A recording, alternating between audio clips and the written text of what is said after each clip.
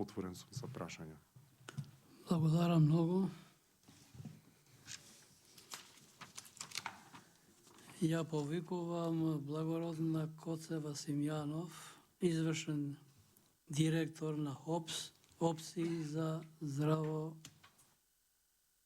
живот. Повелете. Здраво на сите. Опа, малку ми е далеко. Добро.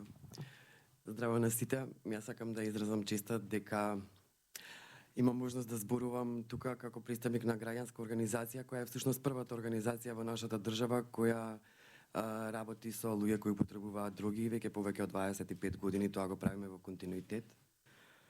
И сме прилично добро запознаени со сите процеси кои се случуваат и сме биле дел од промените кои досега се случени во нашата држава. Но сакам да искоментирам дека на нашето приближување кон Европската Унија, ние од ХОПС мислиме дека треба нашата држава кон луѓето кои потребуваат дроги да има пристап со фокус на здравје, човекови права и намалување на штети базирани на докази, бидејќи само така се случуваат вистинските промени. Морам тука да нагласам дел од пречките, ќе се обидам да не се повторувам со претходните говорници, но сакам да кажам дека исклучително важно е, тоа се случува скоро секој пат кога имаме акцијски план или имаме национална стратегија, еве акцијскиот план кој го изработи Министерството за здравство, акцијскиот план за дроги, и за 24 и 25 веќе повеќе од една година чека да биде изгласан од владата за да може да се спроведува, а сега сме средина на јуни 25. Така да веќе е малце безнадежно дека ќе може да се спроведува тој, а веќе ќе треба да се изработува нов. Тоа е едно. Друго, господјата Лиле претходно спомена дека Националната стратегија за други 21-25 неодамна правевме во 24-та, правевме евалуација и освен неколку точки кои требаше да ги спроведе невладиниот сектор, останатото ништо не е мрднато. Значи, ние имаме многу често имаме стратегија, но немаме реализација на истите.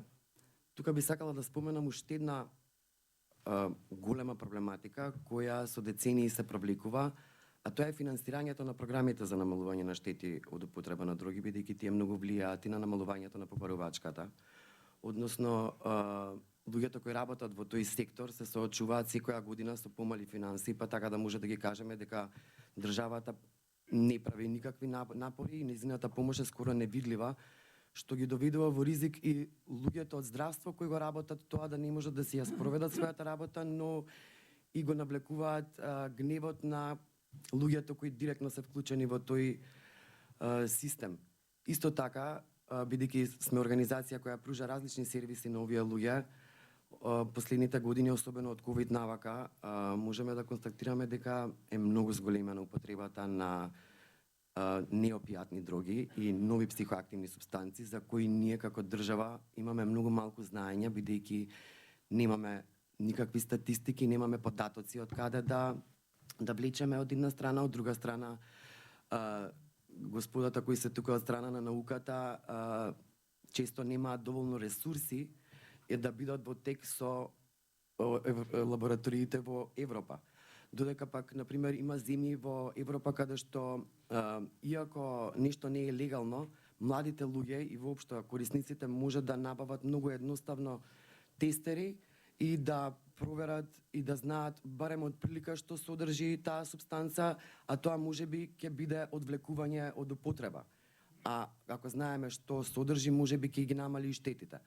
Тоа за жал го нема. Немаме програми за млади во државата, значи никакви програми за млади нема во државата. Некако сме останати на опијатните корисници, а тоа е тема која не умира, меѓутоа е во сенка на новите дроги и на интересите и љубопитноста на младите. И тоа се што ни доаѓа од околината. Но исто така сакам да споменам дека колку и да е се алармантно, видлива е работата на институциите и обидите можеби на поединци внатре да се направат системски промени. Па можам да споменам дека од кога Министерството за социјална политика се отвори кон приватни даватели на социјални услуги и виде капацитети во граѓанскиот сектор, ние ќе ги споменам и изборот Струмица. Веќе неколку години сме лиценцирани даватели на услуги за рехабилитација и реинтеграција на луѓе кои се лекуваат од зависност од дроги. И тоа помага да всушност на еден системски начин се работи на проблематиката. Од 2019 година имаме многу добра соработка со Управата за извршување санкции, особено со Канцеларијата за пробација, кои многу често ни испраќаат клиенти, луѓе кои се со изречени алтернативни мерки, рехабилитација и реинтеграција.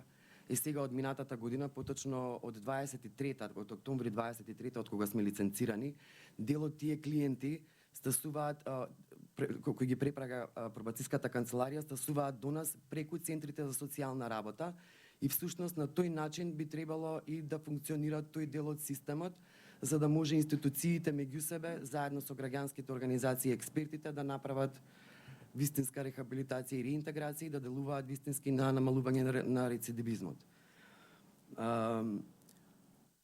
Сакам овдека да споменам дека исто многу е важно и основно е, според нашите видувања, е превенцијата. Ние од 2009 до 2011 како организација работевме на курикулум заедно со Министерството за образование и Бирото за образование, работевме на курикулум за основно образование, каде што тогаш и официјално влезе во предметот за животно образование, влезе и делот за намалување, односно превенција од употреба на дроги во основното образование, меѓутоа тоа за жал остана како можност да самите наставници кои го предаваат тој предмет да проценат дали ќе го поминат тој дел со учениците, што пак ги остава учениците без знаења и небезбедни. Тоа мора да се спроведува системски и не треба да биде засновано на личниот избор, туку треба да е дел од работната етика на тој што треба да го предава. Сега во моментов од јануари спроведуваме ИПА проект, каде што целта ни е заедно со Министерството за образование и Министерството за здравство да воспоставиме национални стандарди и да воспоставиме програма за превенција од употреба на дроги во средните училишта, но како и претходно што напоменав, многу од работите се заглавуваат во институционалните лабиринти, па повеќе од 3 месеци, иако коментарите и разговорите се позитивни за случувањето, иако програмата е дел од повеќе стратегии наназад и акцискиот план за дроги, ние се уште чекаме позитивен одговор од Министерството за образование за отпочнување на проектот, а потоа да може Министерството за здравство и да формира работна група. Значи, ова е ситуација каде што средствата финансиски се обезбедени, ги имаме експертите, имаме се што ни е потребо, меѓутоа да стаса тој одговор да, еве некако многу патува долго. Се надевам дека во делот препараките може да се вметне и функционалноста на институциите, односно доследноста и континуитетот да се спроведат активностите кои се замислени. Не би должела повеќе, затоа што во дел од работите би се повторила со вас, отворена сум за секакви прашања и секако за соработка. Благодарам.